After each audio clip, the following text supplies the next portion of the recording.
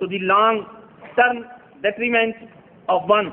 Man, coming from a conservative society that values and respects its women and gives them the highest esteem, it is extremely painful for me to bring to the attention of the members of the sub-commission the indignities that are being meted out to the women of Indian-held Kashmir.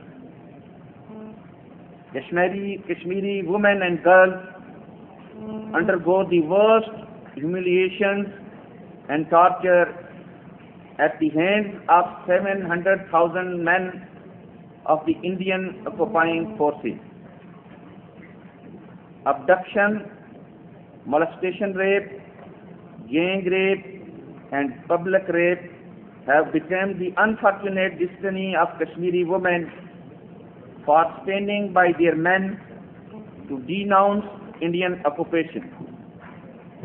The exact number of rapes committed in Kashmir by Indian troops will never be known. In Kashmir, with a religious and conservative society, many victims would die rather than admit the added dignity of disclosure. Rape by military and paramilitary forces have become a normal occurrence. The 6-member Indian fact-finding team of human rights activists from Andhra Pradesh, Delhi and Bombay that visited Indian-held Kashmir a few weeks ago reported the following incidents in their brief press release. In the night of 22nd, 23rd April 1997, men from the 13 Rajasthan Rifles of the Indian Army raided 3 houses in a small village of Abusa in Badgam district and raped 7 women.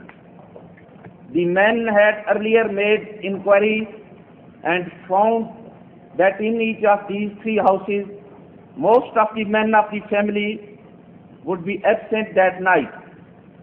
In the night, from midnight up to 1:30 a.m., they raped 7 women. According to the human rights activists, the victims, with the help of local people, tried to file a police report.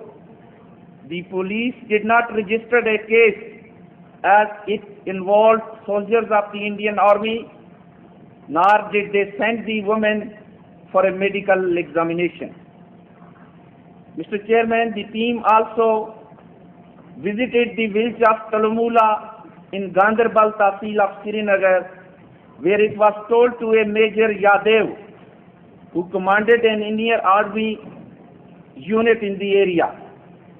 He and his men had the ugly habit of searching local school girls physically as they went to and from the school. While Vavusa and Talamula are 2 villages where the team recorded incidents, there are very frequent allegations of abduction, molestation and rape of women by the security forces. Just as civilians in general get killed in crossfire, women also, it appears, get molested and raped in crossfire. Mr. Chairman, I visited the village of Lubgra in Lipa Valley, Azad, Kashmir on July 18, 1997 and met a family that had recently migrated from Indian-held Kashmir. The 3 women in the family, a suffering of 13 years old, Resham Jan, her 40 years old mother, Rahmat Jan, and her 70-year-old grandmother, Bakhtanur, had been gang raped by the soldiers of Indian security forces. I could not do much to help them. I could only cry with them in their pain. I can't say anything, Mr. Chairman, about that incident. The list of the such rapes is long and painful. The Institute of Kashmir Studies, Srinagar, has documented some of these cases.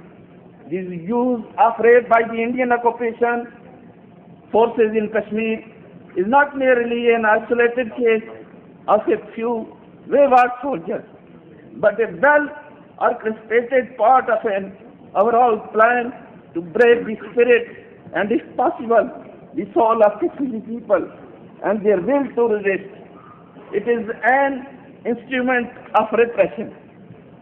The deliberate policy is furthered by the fact that there is no redress available to the victims of the heinous crimes of rape and molestation of Kashmiri women.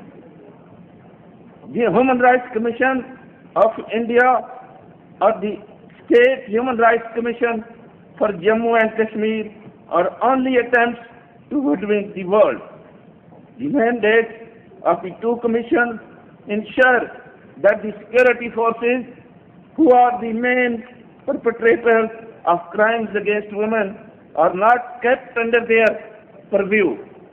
Women continue to be raped in Indian-held Kashmir because the soldiers of Indian Army are performing the sacred duty of breaking the back of Kashmiris through their women. India cannot be allowed to refuse to persecute and punish cases of rape. It must provide evidence of punishment given to the shamanistic soldiers for the crimes committed against Kashmiri women. India must be answerable for the crimes committed by its agents of power. I urge the lady members of the subcommission to show their solidarity and compassion towards these persecuted Kashmiri women. When Indians and Kashmir live with the stigma of being raped, all members of the subcommission must come forth and help my sisters out. I thank you.